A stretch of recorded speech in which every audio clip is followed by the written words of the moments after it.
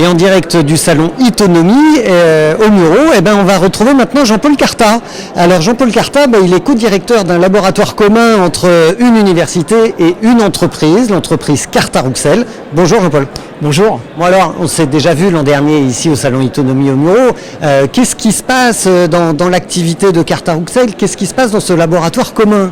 Alors depuis maintenant un an, puisque nous fêtons notre première année pour ce laboratoire d'études en mécatronique et mobilité, nous avons lancé un certain nombre de projets, quasiment 6 actuellement avec un démonstrateur, et nous travaillons avec l'unité INSERM mixte de recherche à la faculté de médecine de Montigny-le-Bretonneux et ainsi qu'à l'université qui est l'Institut des sciences et techniques des Yvelines à Mantes-la-Jolie.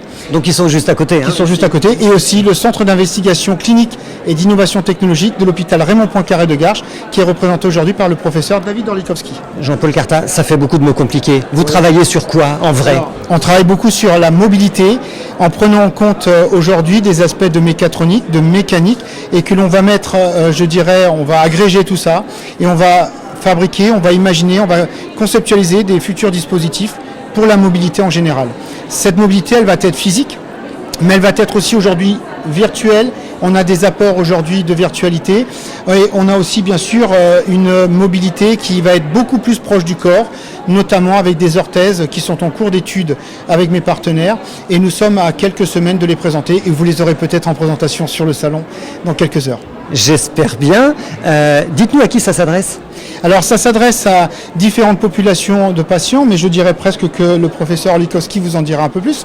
Mais on va dire déjà à toutes les personnes ayant des difficultés à la mobilité pour leur apporter un soutien, une assistance à cette mobilité perdue, et puis aussi à des patients qui peuvent être victimes d'un accident, un AVC par exemple, et pouvoir intervenir au plus proche et surtout au plus vite avec des outils qui bénéficient au monde médical pour leur permettre de ne pas perdre de temps, autant que faire se peut.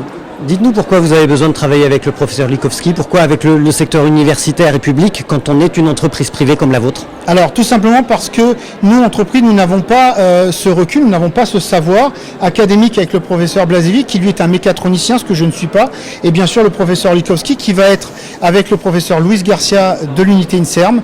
Ils vont être un peu nos pendants académiques que nous n'avons pas, et ils vont nous apporter surtout un regard critique constant pour nous permettre de ne pas faire des erreurs.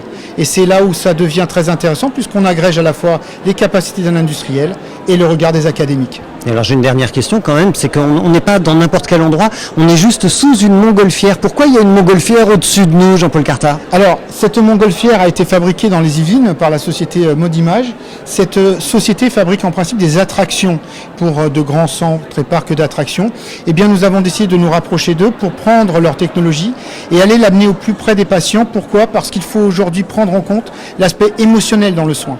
Et quand on a un casque comme celui-ci, virtuel, qui fait vivre des expériences, qui fait vivre des expérimentations à des patients qui sont en souffrance, on va améliorer leur qualité de vie et donc, de surcroît, on va améliorer aussi la qualité de vie du soignant qui aura des patients un peu plus volontaires et puis donner du plaisir aux gens, eh bien, je crois que c'est quelque chose que l'on souhaite tous.